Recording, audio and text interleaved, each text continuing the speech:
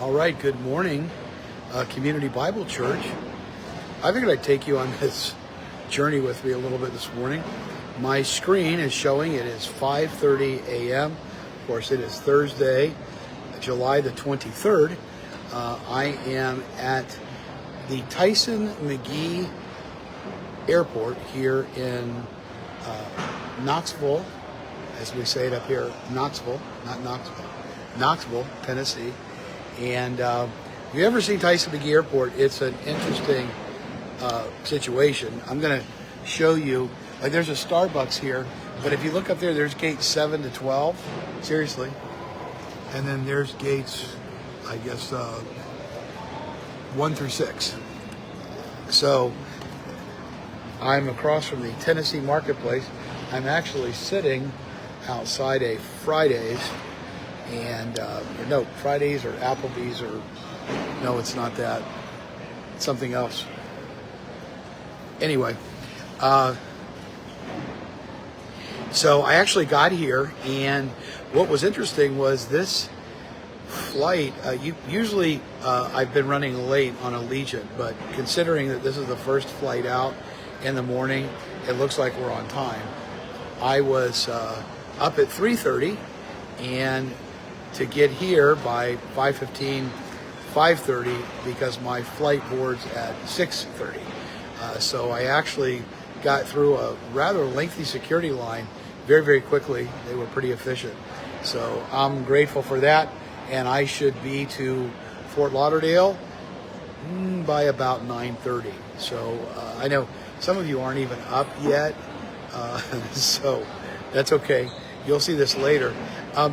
I wanted, while I was sitting here, I figured I wanted to talk about something that I heard, a conversation. I have a lot of conversations with people sometimes, and I don't want to give away any, how do you say, any idea of who the conversation might be about. So I try to cloak it when I do. But when I hear something that is disturbing, that bothers me, I want to talk about it a little bit. And that is sort of the case this morning. If there's an admonition, it's this: don't use spiritual language to manipulate people. That's at the crux of this conversation that I figured I would bring up and talk with you a little bit about, because the problem is that people will use language to manipulate somebody else, and when they use spiritual language, they feel like it gives them authority to go ahead and say something, and they blame things on spiritual forces. I'm old enough growing up to remember the old Flip Wilson comedy show, and one of the things that Flip Wilson used to say was, "The devil made me do it." And I remember there were T-shirts, there were hats that you could buy that said, "The devil made me do it." I've seen televangelists pull this nonsense where they have called everything that is an addiction a demon of alcohol, a demon of food, a demon of tobacco, and so then they cast out the demons, and so therefore the person's addiction is all over. Problem is that it wasn't a demon, it was an addiction. But they use that language to make it sound more authoritative, to make it sound like it's something that's happening from a different realm. And to me, that's disturbing at best. When someone uses spiritual language to manipulate somebody else into their way of thinking, there is a term for that in Jesus' time. There was one group of people that did that and did it a lot, and they were called the Pharisees. They were the people who were concerned about the money, about the power, about making sure that they were always in charge, and keeping people in line with spiritual language. And that's why they were always trying to trip up Jesus. Listen, this is why it's so important to know what the Bible talks about. And the Bible's not that difficult.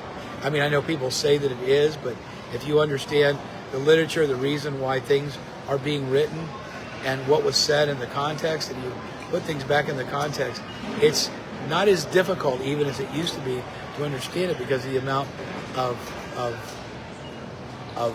translations that we have and tools that we have. So I hate that. And by the way, I've seen pastors do it. I've seen pastors try to use the scriptures to get really involved in the personal lives of their congregants. It is none of my business what you do in your personal life. I have no authority as a pastor, and no spiritual leader does, over what you do outside what's happening when we meet as a church. I know there's going to be some people that are going to disagree with that, but I don't. If you come to me and you ask my advice, I'm going to share it with you, but I'm going to tell you in many cases that it might be my opinion, and I could be wrong. It is disturbing to me when I hear these guys out there doing this. I don't know how I got stuck on this Instagram algorithm, but there was a dude that was I'm not being ugly, but look, this dude there are good toupees and there are bad toupees. This guy had a horrible toupee. I'm just going to tell you. And the reason why I point that out is not because I was making fun of the dude's toupee, but he was talking about doing things for show, and then he turned the corner and started talking about Dr. J. Frank Norris, who J. Frank Norris was referred to as the fighting fundamentalist. Norris was quite the I don't know, conservative firebrand in the day. Had a lot to do with founding the Independent Baptist movement. But this dude was using what J. Frank Norris said, and he started talking about alcohol and consumption. And you're drinking alcohol, you don't love Jesus. And I'm like, but Jesus, in my favorite miracle of all, turned the water into wine. And yes, it was the good stuff. I know that some people don't like that, but the Bible speaks for moderation.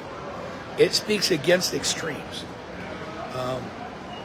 Whether it's alcohol, whether it is food, whether it is prescription drugs, moderation is the key. And I think that it's such an important part. And we try to get up in other people's business. And I posted and I don't remember where the exact, you can go back and look on Facebook and maybe on our Instagram page. I posted something from Andy Stanley where Paul was talking about how to treat outsiders, people that are unchurched, that maybe don't know the Lord, that basically we need to mind our own business. Nobody likes to hear that. But he literally says, mind your own business. You tend to you. Mind your own business. Work with your own hands. I'll put the passage up in the comment section on here when I'm able to do it. But don't get all up in people's business.